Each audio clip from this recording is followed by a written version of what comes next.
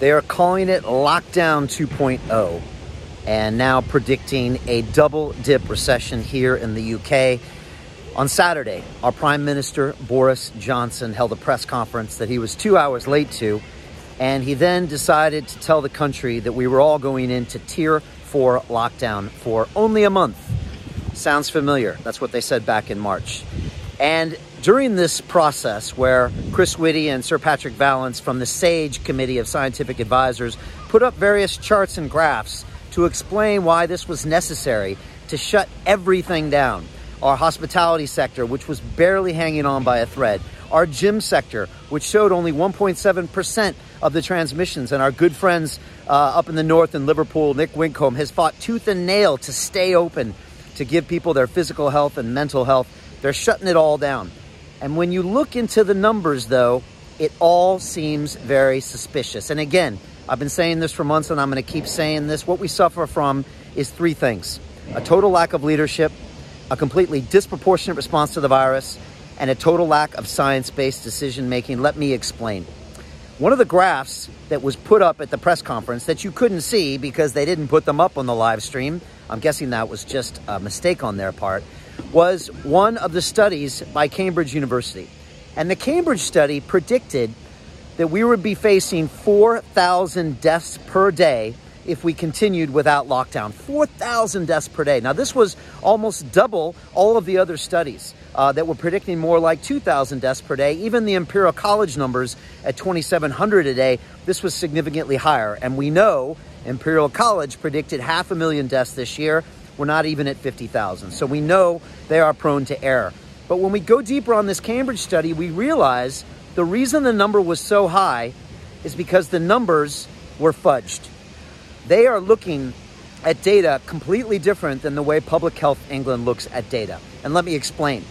Public Health England describes a COVID death as someone who died from any reason that tested positive in the last 28 days. Now, that's only been brought in recently in the past few months. Before that, it was anyone who had ever tested positive for COVID and died would be considered a COVID death, and we know those numbers weren't reliable. The Cambridge study extended that window out to 60 days. 60 days. Why? Why would you ever put numbers up there like that that could potentially double the output of that model? It makes no sense, and yet the government was deliberating behind the scenes, going through these numbers, and then presented them to us. And it gives me this single conclusion. And by the way, the highest number of deaths in this country was on April 21st when it was 1,224 deaths. That was our peak. So now these models are predicting almost 4 times that.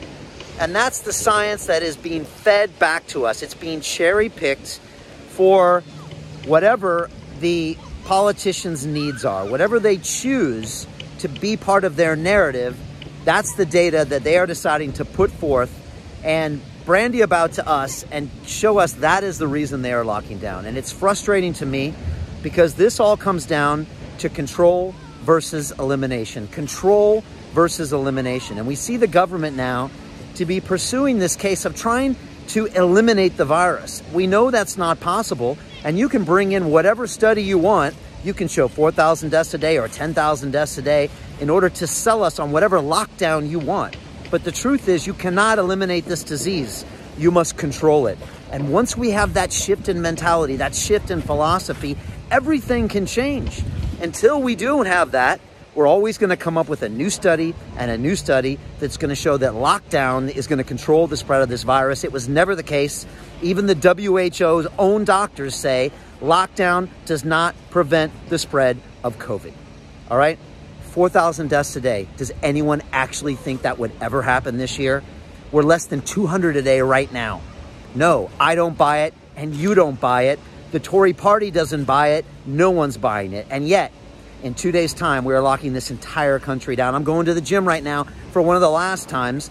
I got a coffee for one of the last times. I took my kids to the bookstore this weekend for one of the last times, and they say it's for a month. And then Michael Gove went on TV and said maybe another month, and maybe it's another month. And they push forward this study with flawed data. We need totally new leadership in this country. We need a proportionate response to the virus. And that means we protect those people that are vulnerable, the elderly, those with comorbidities.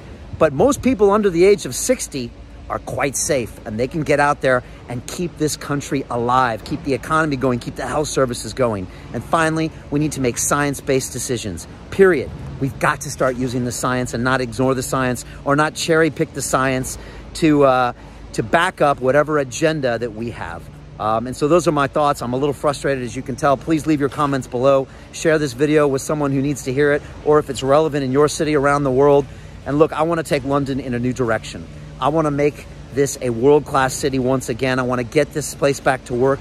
I want to put science first, put health first, put education first, and do the things that we all know are the right things to do. Let's just have a reset. Let's move forward with intelligent, science-based decision-making, and let's get everyone back to work. We can beat this together. I know we can, but remember, it's about control, not about elimination. Thank you.